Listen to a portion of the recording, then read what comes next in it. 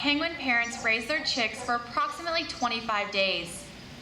At this point, the chicks are able to regulate their own body temperature, so we remove them from the nests and hand raise them. We do this to teach them to take food from our hands so that we can monitor how much they eat and give them any vitamins or medicines when necessary. Once the chicks have their first set of waterproof feathers, we carefully reintroduce them back into the colony. At this point, the chicks are about the same size as the adults, but they still have a different coloration pattern. They do not get the typical stripe across their chest until they molt into their first set of adult feathers at around 1.5 years of age. African penguins have 2 layers of feathers, an inner downy layer that helps to trap heat released by the body, and an overlayer of feathers that lock together with little hooks to form a waterproof shield. There is an oil gland at the base of the tail that a penguin uses to distribute oil over the feathers. This behavior is called preening, and it gives the feathers their waterproofing qualities. A penguin's feathers naturally get worn out and damaged over the course of a year, so it is necessary for them to be replaced. Once a year, the penguin will molt and lose the old feathers while growing new ones underneath during their annual molt. So just before they start to lose their feathers, the penguins will go to sea to gorge so they can save up enough energy for their month-long fast. In addition to staying warm in cold temperatures, penguins must be able to stay cool in hot temperatures. They can release the air trapped under their 12 species of penguins, including African penguins, have rapidly declining wild populations. African penguins are currently considered an endangered species. In addition to their natural predators, such as sharks and Cape fur seals, their greatest threats come from people. One of the most serious threats are the all too frequent oil spills that occur in our oceans.